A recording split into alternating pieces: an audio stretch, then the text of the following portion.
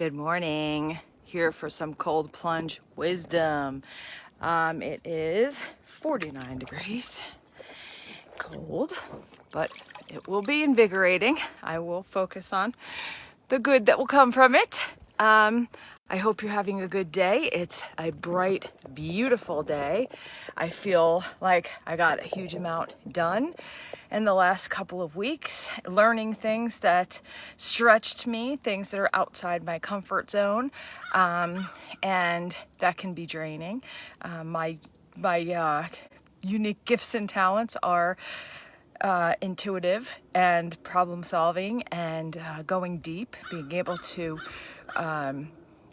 bridge conversation and shed light on the bigger picture, but definitely not my problems. My gifts and talents do not lie in the techie and the underneath moving parts, but I'm excited because I do need to know a lot of this stuff to be able to do things on my own at times, quickly, not forever where I have to do it all, but it's good to know. I always like to be, even when I was had management positions, I liked to know how to do everything in case I ever needed to. So it is also it feels draining in the moment, but it also feels empowering when I figure it out. So that's what I got to do in the last couple of weeks. Last night I figured out another layer, and that was really, really exciting. So although stepping out of your comfort zone, growing is really uncomfortable, and it stretches us in a way that we don't typically like to be stretched. It feels so good when we are.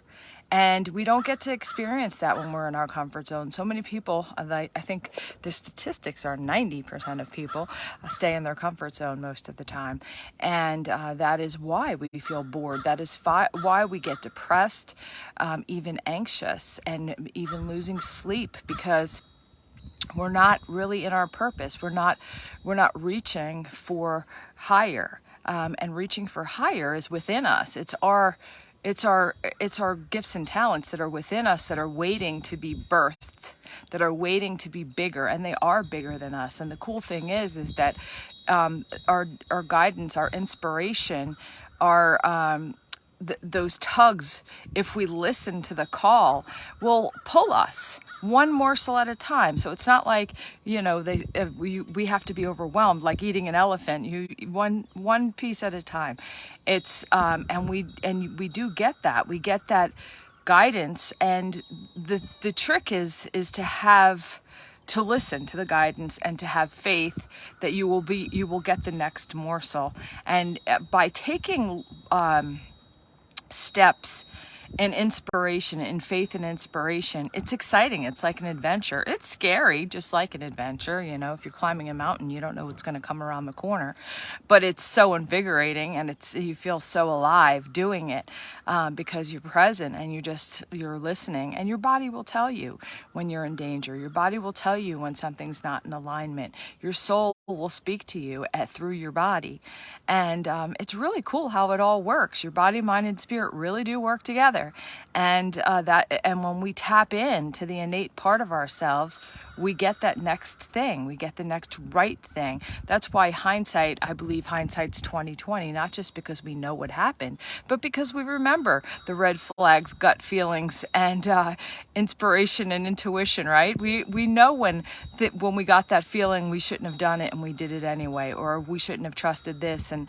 that showed up. So we have an amazing internal guidance system within us that we can tap into. And I love teaching people how to fine tune that, how to develop it, so that they feel like they are safe and that they can trust themselves. But we've been trained to ignore and to talk and to even talk ourselves out of our own guidance, because it's simply, believe it or not, as simply as when our parents lie to us when we're children, and we all do it. So let's not start hating on anybody.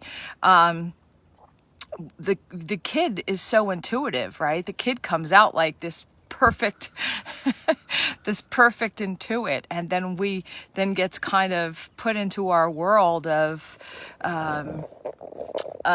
imperfect. And so sometimes they say they can pick up on something, and we say, no, that's not what it is. Well, then we start questioning our own intuition. We start to question ourselves, and as children, and then as adults. So it's getting back in tuned with that child within. It's getting back in tuned with our inner essence, our inner soul, our inner guidance system that will take us. And then it's also our purpose, our inner spark. It's like all connected. That's what I'm so passionate about helping people with, because that's what alleviates people who have felt addicted, have been addicted, or anxiety, depression, all the people that I've helped. It's getting to the core of what's going on underneath. It's never the alcohol or the situation. It's the belief system. It's the feeling of safety. It's the feeling of being able to trust. It's the feeling of being alone or misunderstood. Like, it's all of those. And then how do we get back in there and flip it on its side? That's what I teach. And it's life changing, and it can happen in an instant. And then it's a matter of repatterning our habits, right? Repatterning our thoughts, catching things. So that's it. It really is, can change everything: our health, our relationships, and how we show up in the world. So that's my message for today, and I hope you have an amazing and magical day. I love you.